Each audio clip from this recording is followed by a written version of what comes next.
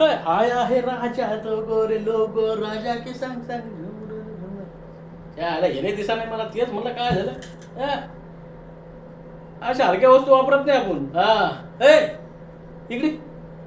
अरे इकडे ये ना. गायच्या तिडा दे नाही. हा अरे चल. सरपंचाच्या इलेक्शनला उभा राहणार आहे मी. सगळ्याला गायचे पाटील तुला सोडून. हा मामा मामा.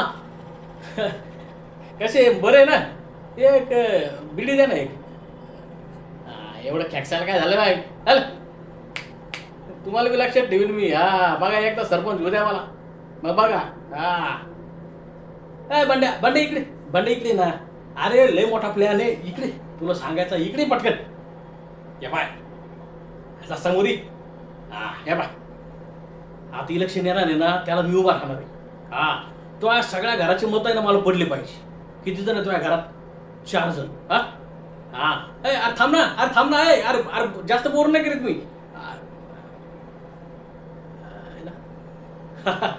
मावशी नमस्कार. कसे.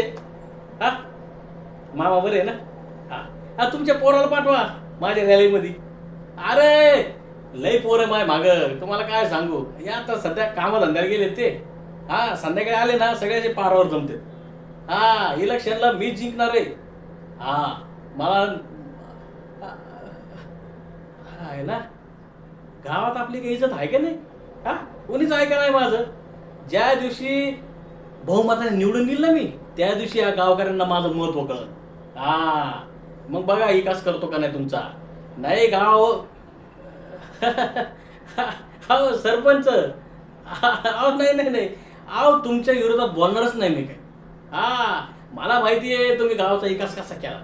हा अहो अंगणवाडी मधले तांदूळ सोडले नाही तुम्ही. हा गावातल्या मंदिरावरचे पत्रे सोडले नाही तुम्ही. अहो काय काय नाही ऐकलं तुम्ही नेऊन.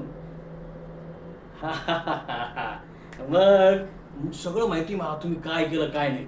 हा तो तलाठी तुम्ही आणि ते ग्रामसेवक. हा मला माहिती काय शाळा करते तुम्ही.